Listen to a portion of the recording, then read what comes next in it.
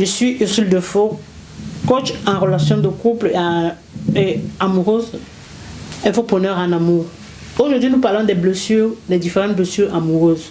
Je vais citer trois types de blessures amoureuses pour lesquelles parfois on pense toujours qu'on ne peut pas se relever. La première blessure, c'est la blessure de l'abandon. Tu es avec une personne, tout d'un coup, après il décide que ok, toi je n'en veux plus de toi, il faudrait que je me sépare de toi parce qu'il allait voir ailleurs et tout et tout. Dis-toi sûrement que oui, il va t'abandonner. Tu auras le cœur meurtri, tu seras blessé, tu seras ci, tu seras ça. Mais ne t'attarde pas là-dessus. Sûrement, ce n'était pas la bonne personne. Ce n'était pas celle qui devait être avec toi. Et comme nous, les femmes, nous sommes tellement émotives, nous fonctionnons par rapport à nos émotions. C'est pour cette raison-là que j'aime toujours vous dire, prenez la peine de connaître qui est en face de vous. Avec qui est-ce que vous vous mettez. Vous allez me dire, oui, peut-être que l'amour est plus fort et ça rend aveugle. Mais non, il s'agit de ta vie. Il s'agit de ta vie. Ce n'est pas un jeu. Parce que quand tu te mets avec une personne, c'est pour une vie que tu es en train de t'engager avec cette personne-là. Ce n'est pas un jeu. Comme j'ai fait un post dernièrement, j'ai dit, ta vie, tu ne peux pas te permettre de l'écrire comme si c'était un brouillon. Dis-toi que tu as écrit. Et ça reste. Propre ou pas propre, ça reste. Donc, ta vie, ce n'est pas un brouillon. Respecte ta vie. Respecte-toi. Oui, il faut te respecter. Et on a toujours tendance à vouloir négliger les choses. Mais dis-toi que, oui, tu as écrit cela. Comme tu as écrit cela, ça reste. Parce que ça te laisse des tâches. Et ça va compter comme si c'était ton passé. Mais tu es quand même passé par là. Voilà. Donc, comme je disais, l'abandon, on se sent détruit, meurtri parce qu'on a été abandonné. Mais oui, parce que la personne, ce n'était pas celle qui devait être avec toi. C'est pour cette raison-là. Et peut-être il y a aussi des raisons, peut-être ton caractère, peut-être ton comportement, peut-être ta façon d'être. J'en sais rien. Mais ce qui est sûr et certain, on se sent toujours abandonné. Et après, on se dit que, oh mince, maintenant que je suis abandonné, qui voudra encore de moi? Peu importe quel âge tu as et même le nombre d'enfants qui en suivent.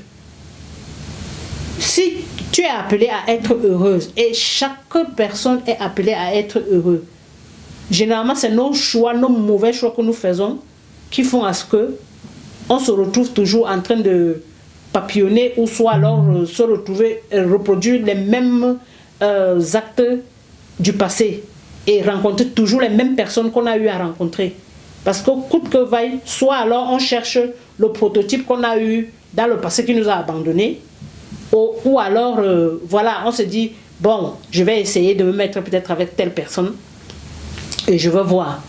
Mais n'essayez pas de caricaturer des personnes parce que tu as rencontré Paul. Pierre ne sera pas comme Paul. Et ne cherche pas à le peindre comme Paul, comme Pierre ou Pierre.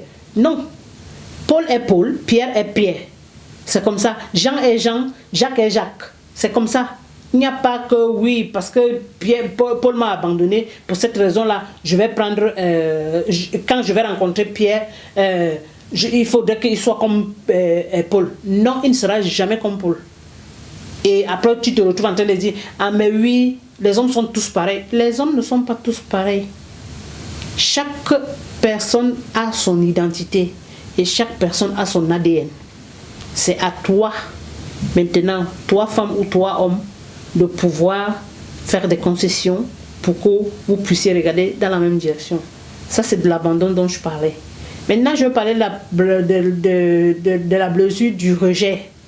C'est-à-dire, toi, tu donnes tout l'amour à quelqu'un, mais la personne en elle n'a pas d'amour pour toi.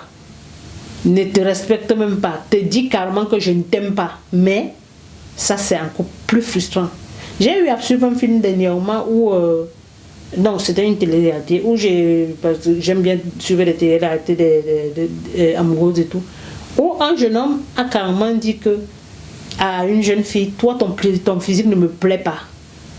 Tu vois, et la fille, ça c'est vraiment blessant. Dire cela à une femme, même si c'est que, ok, tu n'aimes pas une personne, mais ne le dis pas, ça cache comme ça parce que voilà, c'est blessant.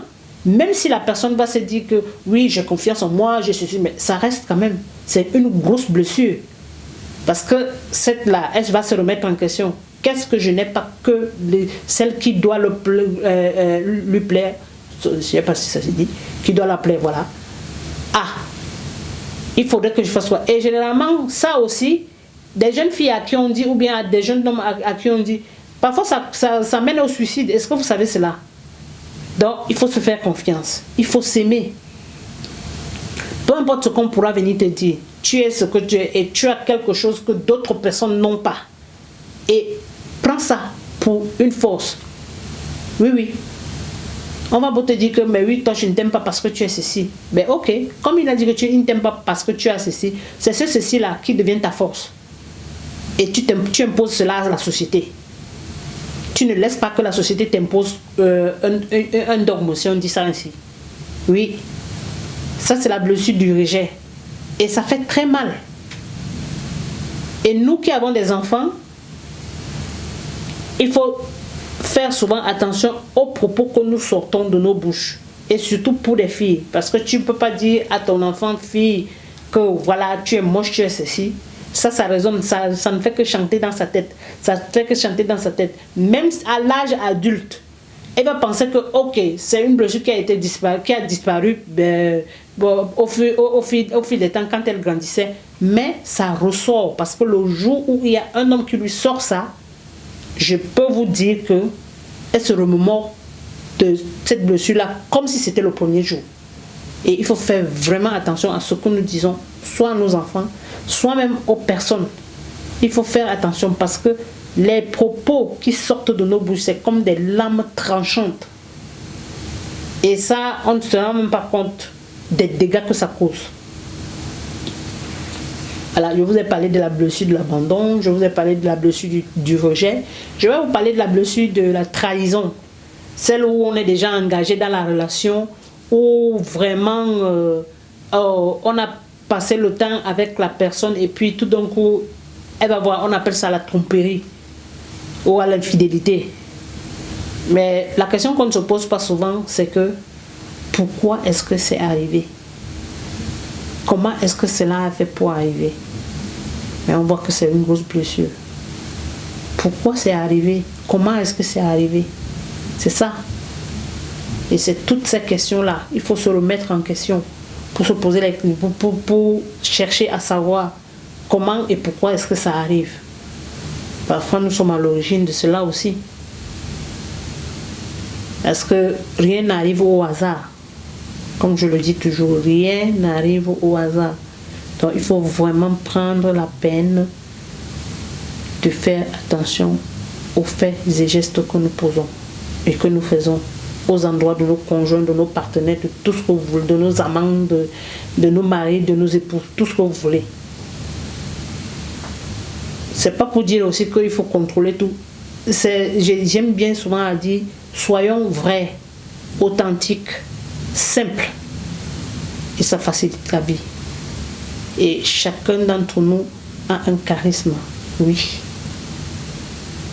Quand tu as confiance en toi, quand tu t'aimes et quand tu te connais, tout devient beau et facile. Il y a des choses que tu n'acceptes plus, que tu n'admets même plus, que tu ne veux même plus. Et ça fait parce que tu n'attires que des personnes pour qui elles ont eu un intérêt vis-à-vis de toi. Pas un intérêt parce que intérêt, c'est... J'aime pas trop utiliser ce mot-là. Ils savent pourquoi ils se mettent avec toi. Et toi, tu sais pourquoi tu es avec eux. Ainsi de suite. Et vous construisez votre empire. Donc, les blessures, ça détruit. Ça pousse même à la mort, au suicide. Vraiment, faisons très très attention à ce que nous faisons, à ce que nous disons, aux propos que nous sortons de nos bouches. Il faut vraiment faire attention par rapport à cela. Voilà. N'hésitez pas de vous abonner à ma chaîne YouTube. Abonnez-vous à mes pages. Je suis de faux coach en relation de couple et amoureuse. Instagram, Facebook, Twitter aussi. Et je serai toujours à votre service. Il m'a fallu du temps aussi pour que j'y arrive à ce point où voilà, rien ne peut plus m'ébranler par rapport à l'amour. Et comme je vous ai dit, mon challenge c'est d'avoir un monde où on ne pleure plus par rapport à l'amour. Plus de larmes, plus de pleurs en amour. Et que chacun puisse vivre du succès dans sa relation. C'est possible et c'est faisable. Je vous dis probablement à demain pour un nouveau thème. Merci à vous et à bientôt.